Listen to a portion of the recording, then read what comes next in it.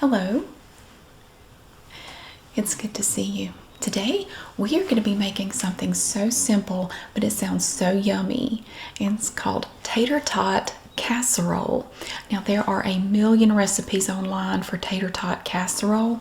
I got the idea because I went out to eat at a local place that I really like, and they had Tater Tot Casserole on the board for specials that day as a special side. It's not something they have all the time.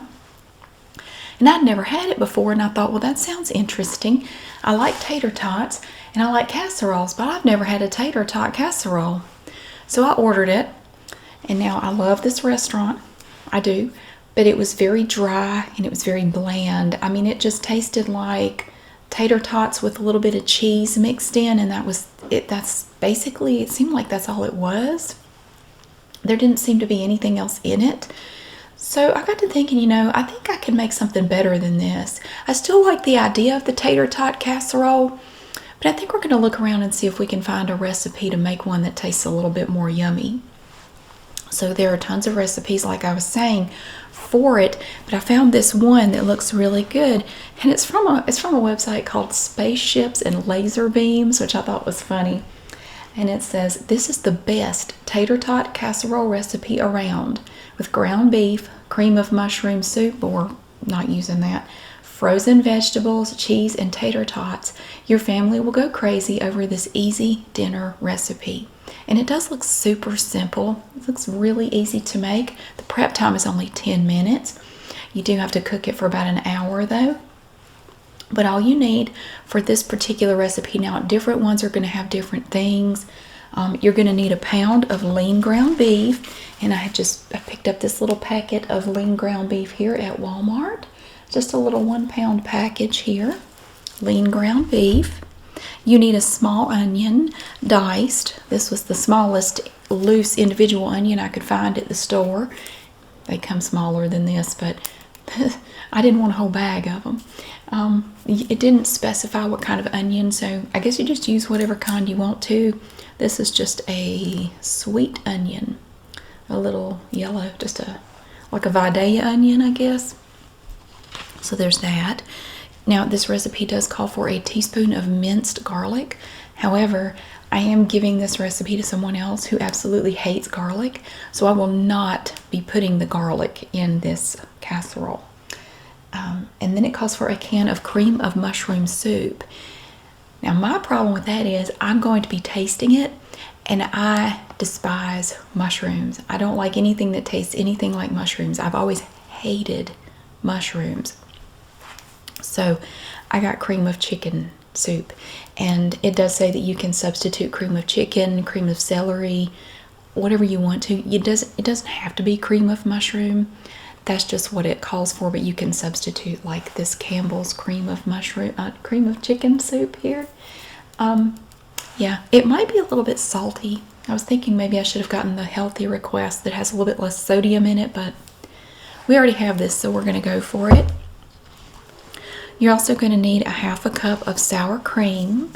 So I just picked up this little Great Value original sour cream at Walmart.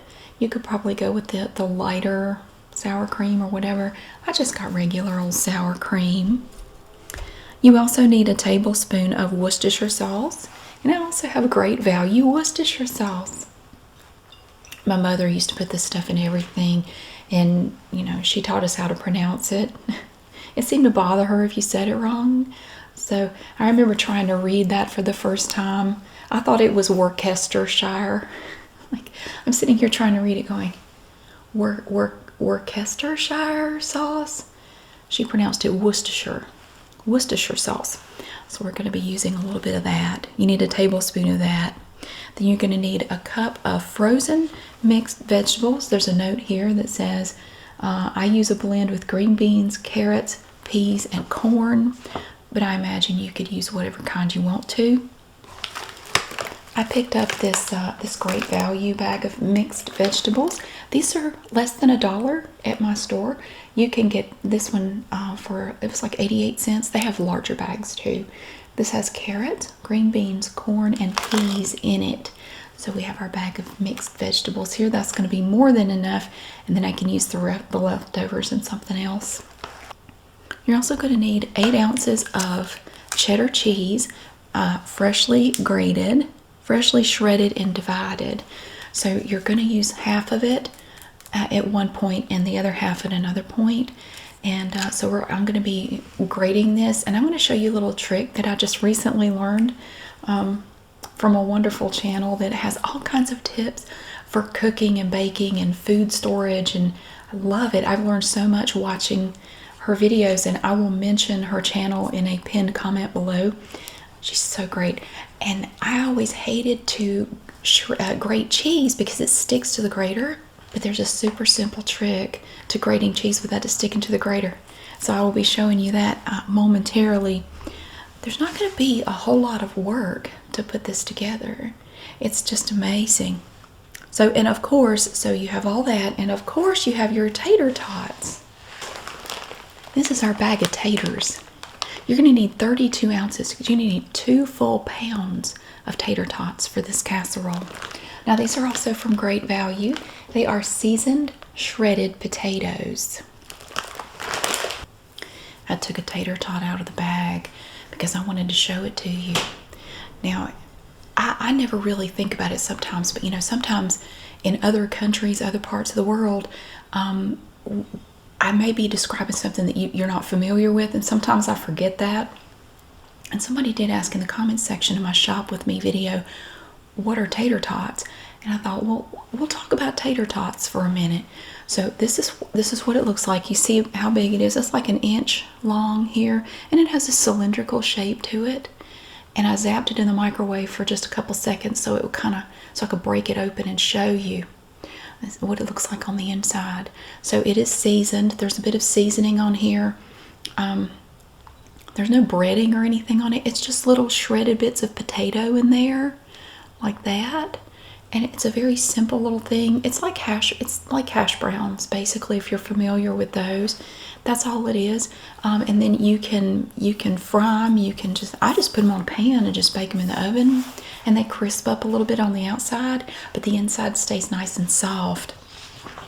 I want to read to you a little bit about tater tots. I learned about tater tots today. I like to learn a new thing every day. And today is my day to learn about tater tots.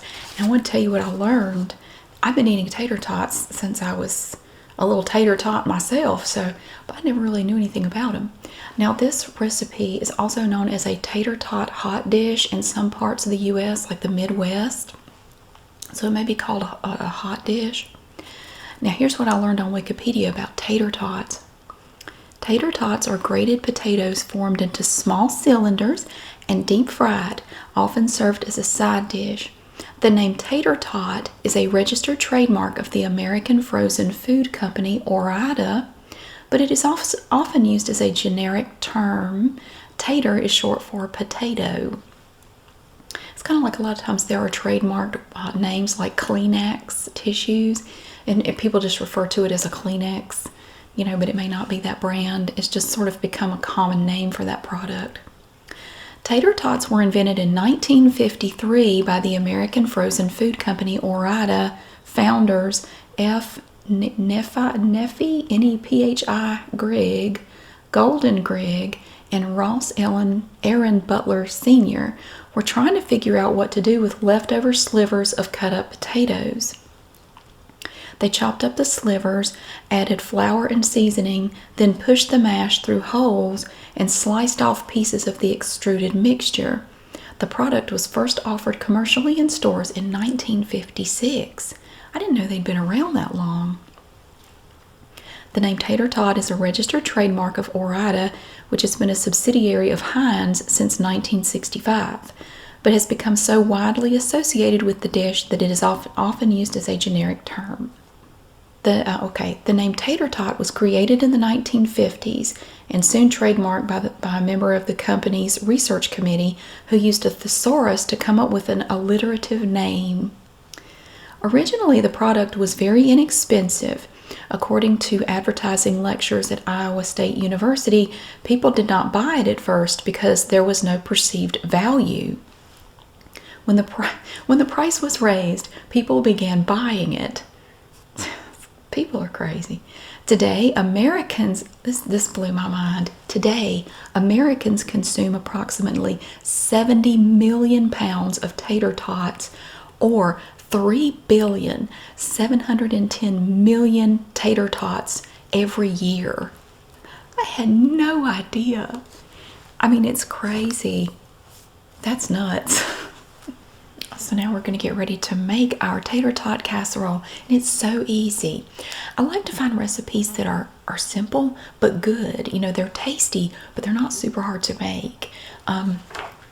For people who maybe never have cooked or baked anything before, the thought of starting can be a little bit intimidating. You know, you start reading through recipes and you think, oh, I don't know if I want to do that. You could totally do this, and it uses just basic ingredients that you can get in any supermarket. At least here in the USA, you should have no problem finding any of these things. It's just tater tots, mixed vegetables, sour cream, onion, cheese, cream of whatever soup, and Worcestershire sauce. You can find all of that no problem. You may already have a lot of it on hand. You just have to get a few things to go with it. And I'm going to show you the steps that you do, and you can totally do this. When I was growing up, I never had casseroles. We never had casseroles at my house because my dad hates casseroles. Do not give him anything in a 9x13. He won't eat it. I don't know what it is. He just hates casseroles. And he will not eat them. So we never had them. We always, when I was growing up, whatever my dad wanted to eat, that's what we had. We ate what he wanted. So I didn't have a casserole of any sort until I was in probably middle school. And that was when I had a friend, and occasionally I would go stay at her house. I'd spend the weekend with her, she'd spend the weekend with me, you know, back and forth.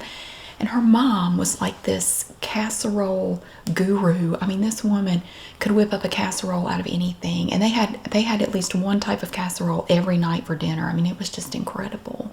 You could give her, like, I don't know, a door handle and a Chevy Chevette, and that woman could make a casserole out of it that would just knock your socks off. I don't know how she did it. She was like a magician with casseroles. And I discovered I really liked them. But my dad hates them, so we never had them. So I never even made a casserole myself until I was an adult. And I was kind of intimidated at first. You know, I always felt like it was hard.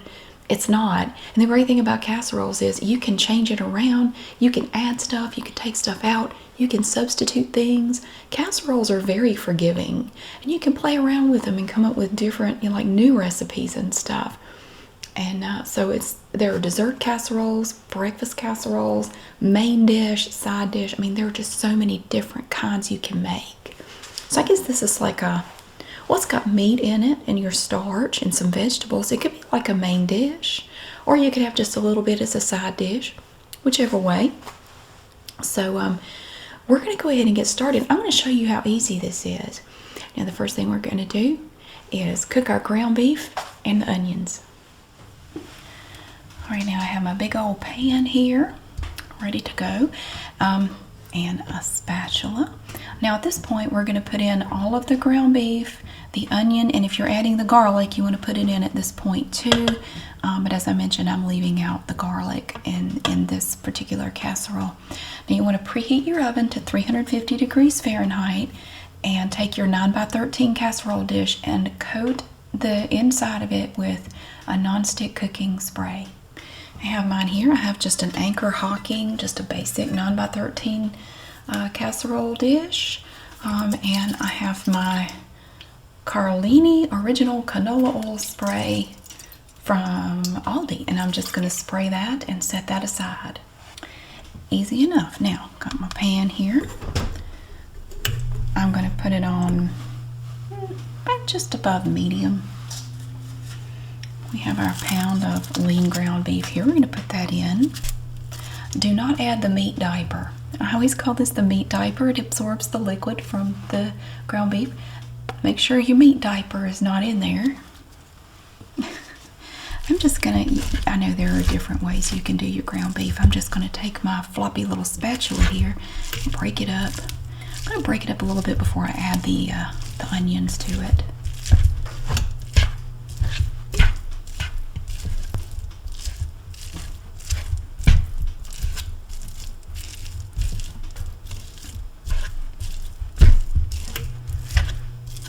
breaking up these chunks here.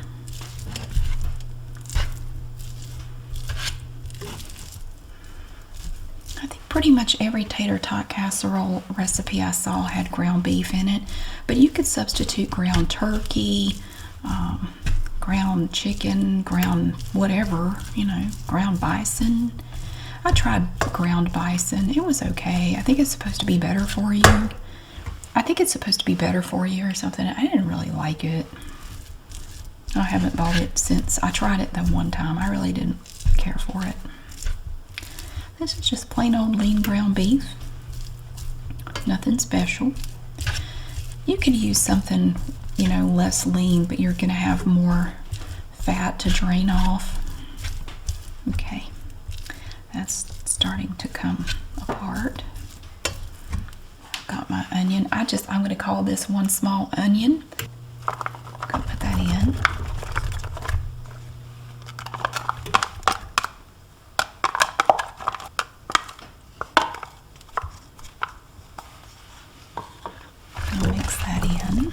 We're cooking these together, and again, if you were adding the garlic, you would do it at this stage of the process.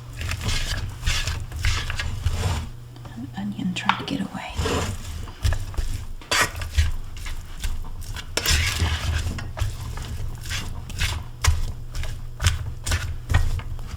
The recipe said this was a wonderful make-ahead casserole where you could go ahead and get everything ready to be baked.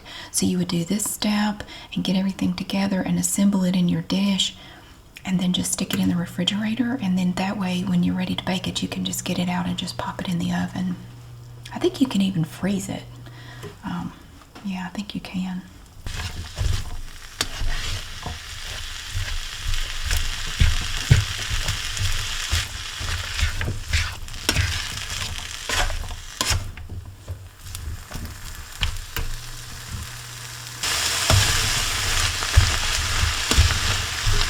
Smells good already.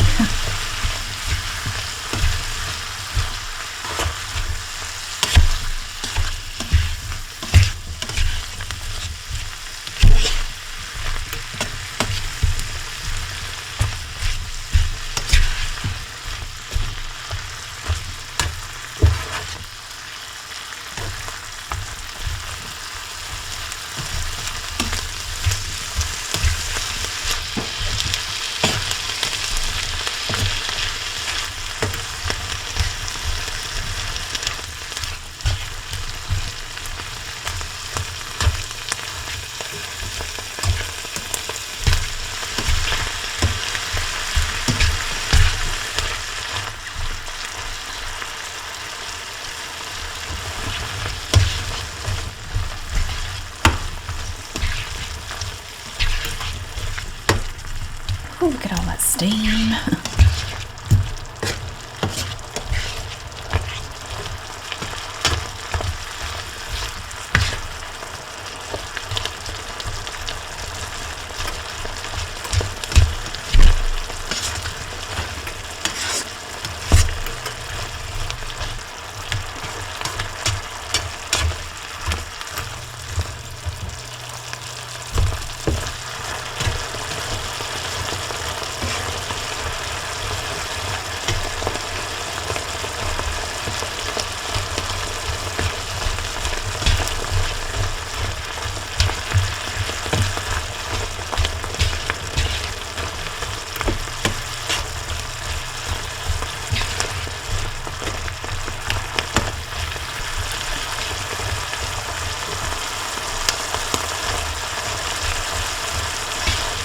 Okay, now once it cooks through, now you can drain it at this point if you want to. I don't think I'm going to. I'm going to leave it as it is.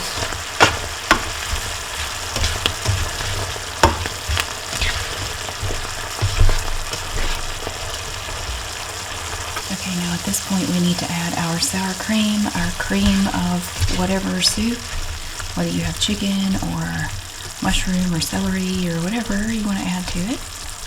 You can add cream of wheat to it if you want. I'm kidding, don't do that. And our Worcestershire sauce, and we're going to add all of that, and then we're going to mix it all together. So Get our Worcestershire sauce. Shake the bottle.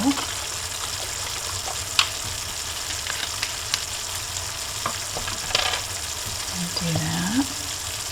Tablespoon of that.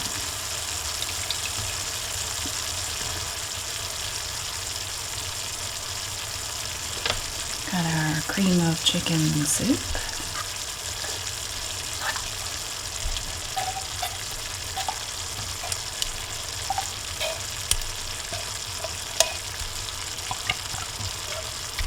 That's disgusting.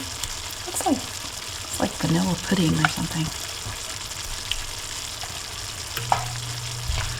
Mix that in a little bit. That's gross. You know what? That Worcestershire sauce smells really good. I'm kind of digging that.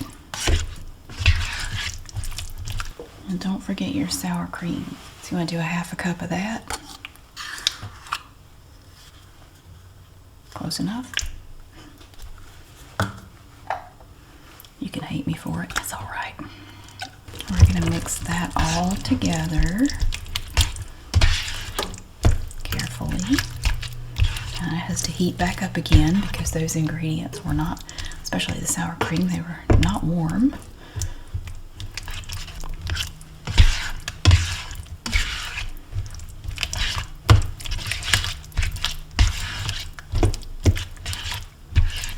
That doesn't look like it has anything to do with tater tots at all, does it?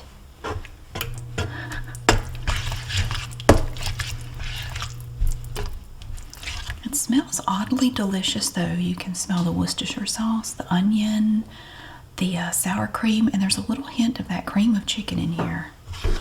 It does actually smell pretty good. I would wear that as a perfume.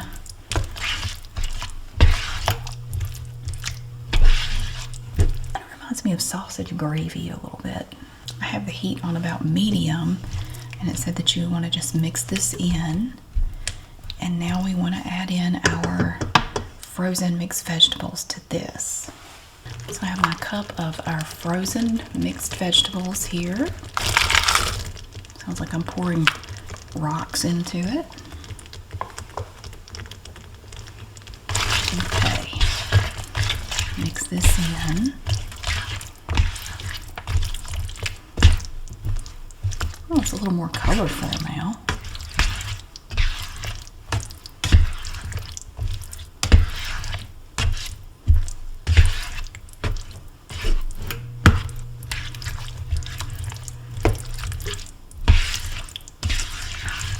Okay, we have all this mixed together. Now for the next few steps, we're going to go into the dining room in there, and we are going to start adding stuff to our dish, and we have to grate our cheese. All right, at this point now we're going to take our dish, and again this is just a 9 by 13 standard size casserole dish. I have sprayed the inside of it with a cooking spray. So now we're going to add that mixture that we just prepared. We're going to put this in the bottom of the pan. This thing is very heavy. I'm just going to pour it in there. That sounds healthy. It looks unfortunate. Okay. I'll kind of even that out. I'm going to wiggle it. There. I guess you could also bang it on the table, but okay. Now we're going to set this aside for a minute and take care of some other stuff. Now I can't go any further without showing you my bowls. Yeah, normally I show you these things in the beginning, but we had to start in there for this recipe. Now these are my mixing bowls, and I love to show them off. Look at how pretty they are. I love these colors here. It's so beautiful. Now, I did buy these in an antique store, but they're not antiques. You can still get these today. Now there are different sets that you can get from this company, and the name is on the bottom. It's kind of hard to read though. It's Zak, Z-A-K apostrophe, I'm sorry, exclamation point, Zak Designs. You can't microwave these or freeze them, and I wouldn't put them in the dishwasher. I hand wash these. They're made out of that melamine stuff, and they're a little bit temperamental. You can find this set on Amazon and other online retailers, and I know at least on Amazon they have some other sets too, like different colors that you can get. But I really like this colorful speckled set. It's so pretty. So this is the smallest bowl. It's kind of a pink color.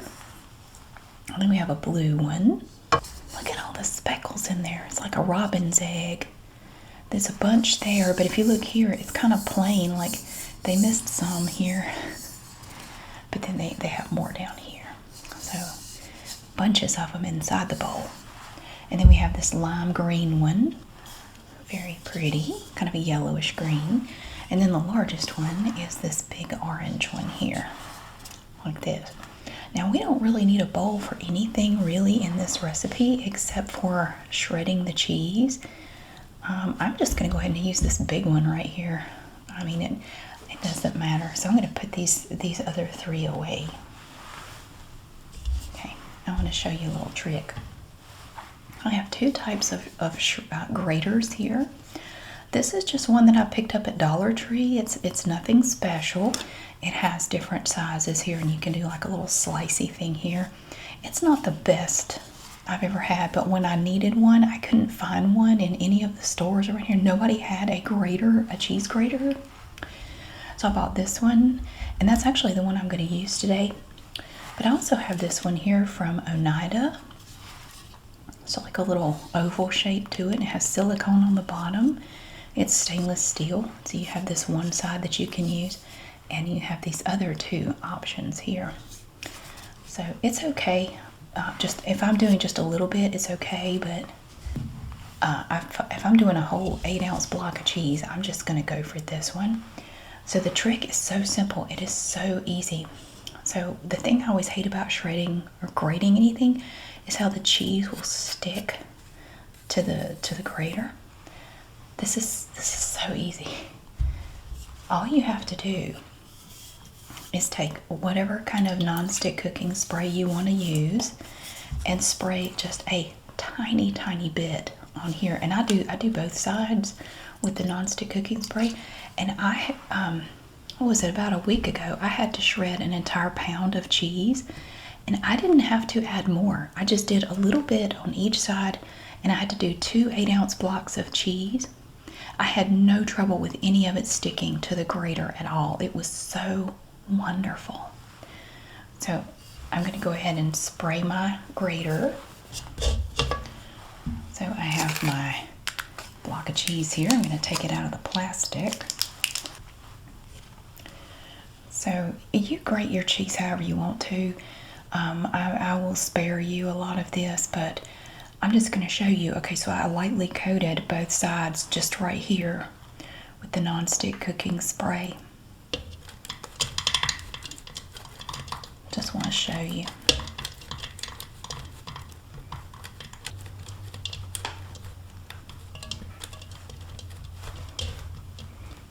Okay, I've grated quite a bit. Look at that. There's a little bit. You could just take your finger and just do like that. And it doesn't stick. Look, it's all going down in there nice and easy. I'm going to finish grating this big old hunk of cheese, and then we're going to take about half of it and sprinkle it on top of our casserole.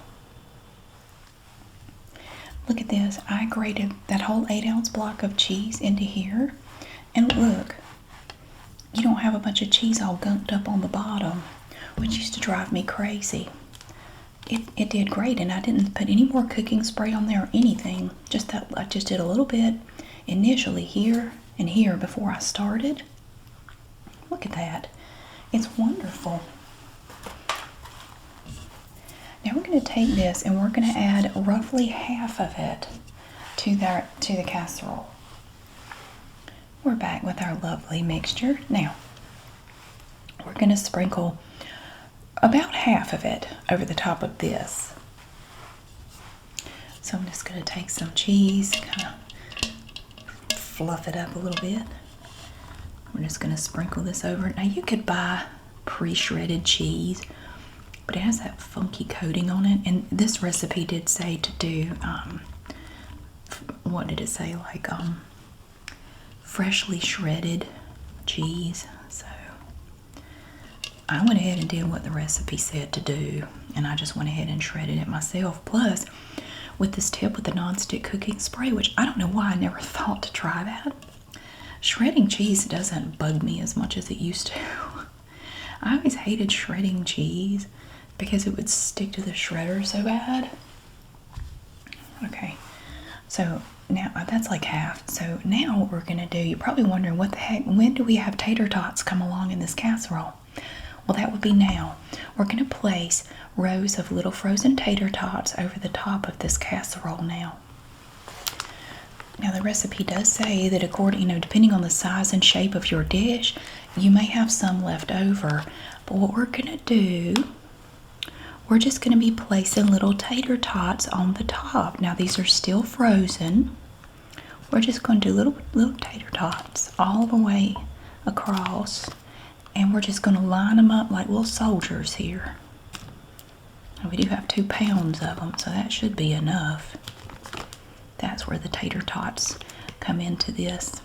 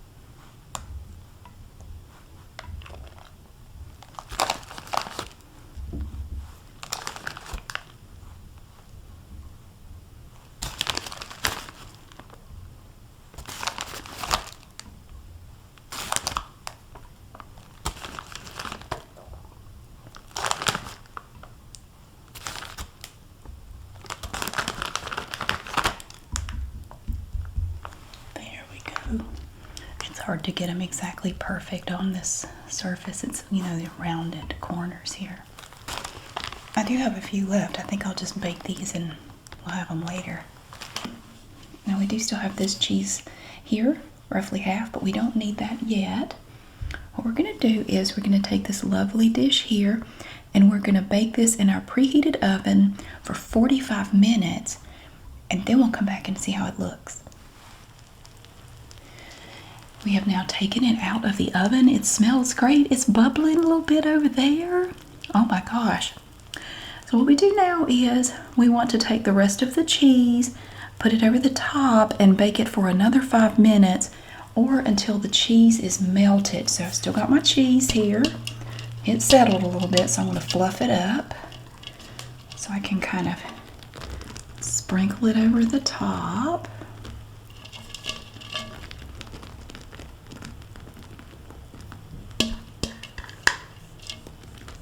My hands are clean.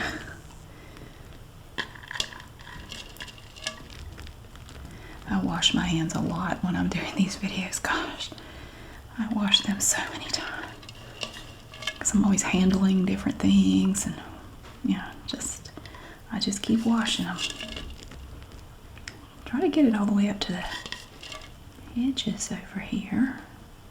Don't want to forget the edges.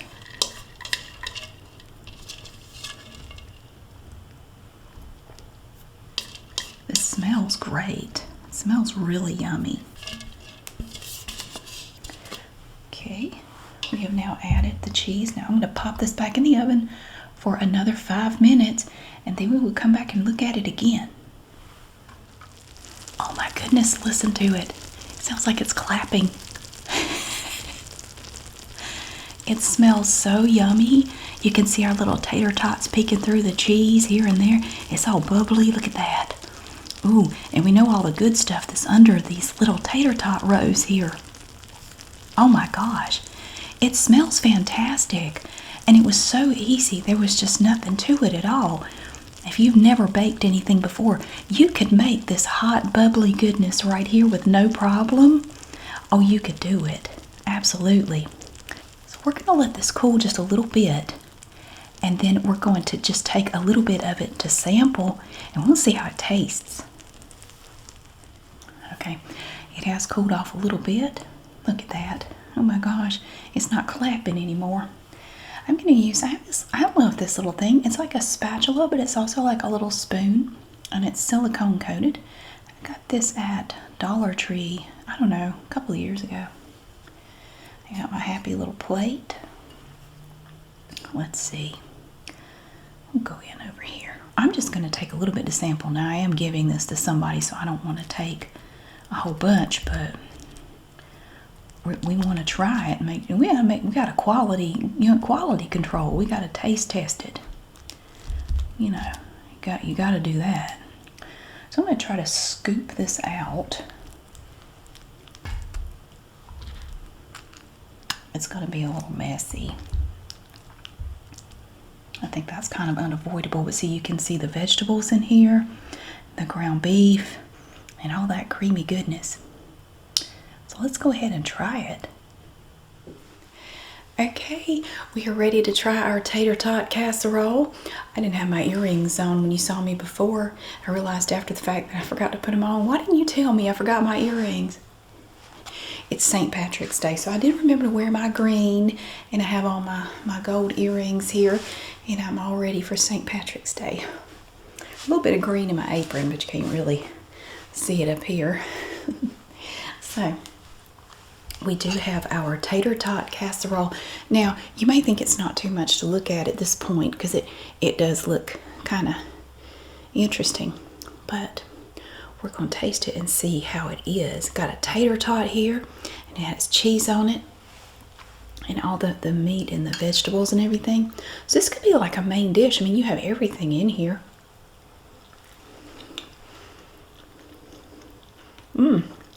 That's good. That's actually really good. I can see how this will be really filling, and it's way better than the one I tried at the restaurant the other day where I went to eat. This was a lot better. Because the one in the restaurant, basically, maybe I just got a bad section of it or something, but it was just like mashed up tater tots with a little bit of cheese, and that was it. It was really dry, really bland. This is yummy because you have all these different flavors in here. You have your vegetables, a little bit, onions, and the mixed vegetables, and the cheese, and then the ground beef, sour cream, and the cream of chicken soup too, which is really good. I love the way it all tastes together. It's really great. Look at that. It looks disgusting, but it's really good. It's nice. I really like it because it's a really just sort of a simple dish. It's like comfort food, you know?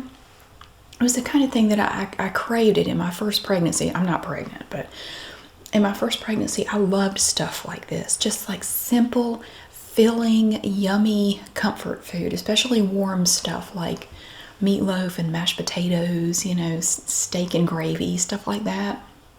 I loved stuff like that. And I would have loved this. I would have been making this all the time. I like the fact too that where the tater tots are not covered with the cheese, they're actually really nice and crunchy. I wasn't sure if they would be mushy, but the top, if there's no cheese on the top, it gets actually pretty crunchy. It's really good.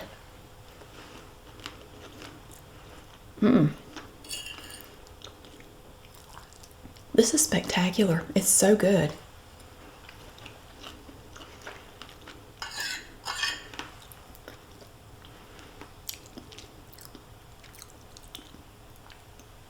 That is fantastic. Oh my gosh. And it's so easy. And the ingredients are so basic. There's nothing crazy. There are no complicated steps. None of that. Look at this beautiful thing. I'm proud of this myself. I think it's pretty. I'm not going to tip it up too much. That probably wouldn't end well. Look at that. Oh my gosh. It smells so good. Look, it's beautiful. Look at all that cheese and those tater tots. I wish you could smell this. It smells so good. Yeah, it's still a little gelatinous. I don't want to tip it up too much, but look how pretty it is. I'm very proud of that. I think that turned out great. Thank you so much for watching. I really hope you enjoyed getting to see this great big old thing here. Wow.